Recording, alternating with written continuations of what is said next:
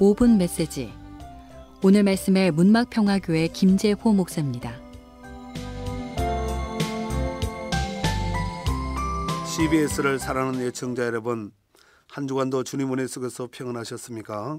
사무엘상 26장 9절에서 10절에 있는 말씀을 통하여서 억울한 증오심도 여호와께 맡깁시다 라는 제목으로 함께 은혜를 나누기를 원합니다.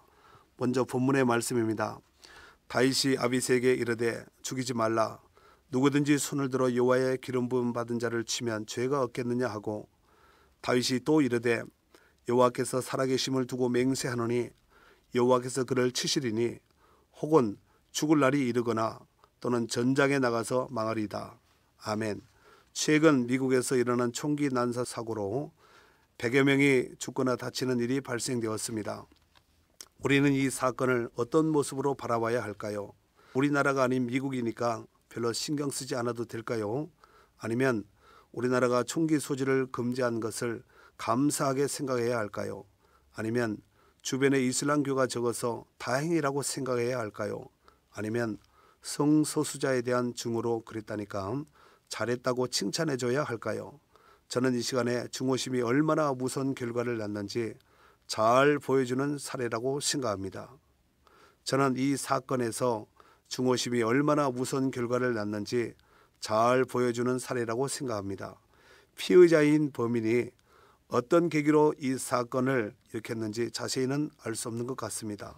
하지만 분명한 것은 범인이 종교인이든 이념인이든 어떤 이유로나 계기로이든 그 이유가 무엇이 되었다 할지라도 누군가에 대한 증오심을 키웠고 결국 총기 난사라는 결과로 표출하였다는 사실입니다. 사랑하는 애청자 여러분, 우리가 장관 인생을 살다 보면, 특별히 삶이 힘들고 어렵다 보면 나도 모르는 사이에 누군가에 대한 증오심을 가슴에 품을 수가 있습니다. 그렇다면 우리에게 증오심 대신에 무엇이 필요할까요? 오늘 본문 말씀에 보면 다윗은 지금 고요한 적막감이 맴도는 깊은 밤중에 신복인 아비새 장군과 함께 사울이 머물고 있는 진영으로 소리 없이 들어갔습니다. 그런데 이게 웬일입니까? 자신을 그토록 괴롭혔던 사울 임금이 군사들의 에워싸인 상태에서 깊이 잠들어 있었습니다. 그때 곁에 있던 아비새가 다윗에게 이렇게 말합니다. 8절 말씀에 보면은 아비새가 다윗에게 이르되 하나님이 오늘 당신의 원수를 당신의 손에 넘기셨나이다. 그러므로 청하오니 내가 창으로 그를 찔러서 단번에 땅에 꽂게 하소서. 내가 그를 두 번 찌를 것이 없으리이다 라고 말했습니다. 만약 여러분이 그 현장 속에 있었다면 어떻게 하시겠습니까? 하지만 9절 10절에 보면 다윗은 이렇게 아비새에게 대답을 합니다. 죽이지 말라. 누구든지 손을 들어 여호와의 기름 부음 받은 자를 치면 죄가 없겠느냐 하고, 여호와께서 살아계심을 두고 맹세하노니 여호와께서 그를 치시리니 혹은 죽을 날이 이르거나 또는 전쟁에 나가서 망하리이다 라고 말하며 다윗은 사울왕의 곁에 있던 창과 물병만 가지고 나왔습니다. 우리는 여기서 다윗의 대인적 위대함을 볼 수 있습니다.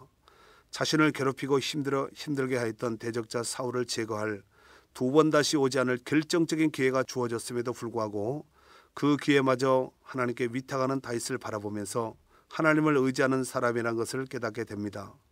그가 사울을 죽이지 않았던 단 한 가지의 결정적인 이유는 바로 여호와의 기름 부음 받은 자라는 이유였기 때문이었습니다. 다윗은 증오를 표출하는 대신에 하나님의 인도하심에 자신을 맡긴 것입니다. 바로 이것이 증오심을 이겨내는 하나님의 방법이 아니었겠습니까?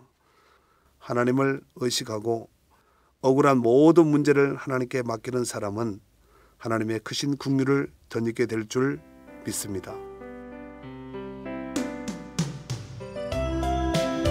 5분 메시지. 지금까지 말씀의 문막평화교회 김재호 목사였습니다.